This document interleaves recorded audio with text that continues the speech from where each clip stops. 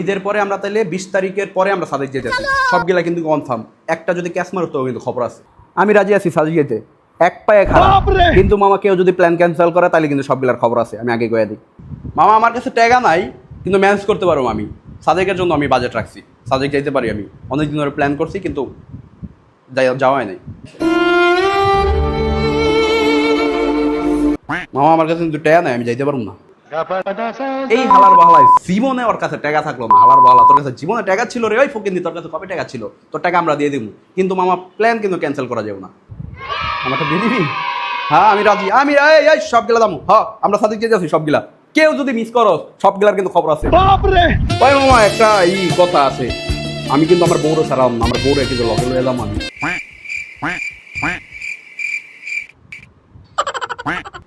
ওই বেটা আমাকে সিঙ্গেলের মধ্যে 72 কি লেগে রাখছো, এই 72 পালাস না কি লেগে হেনতে। ওই বেটা তুই যা, তোর বউ ঘুরতে যা।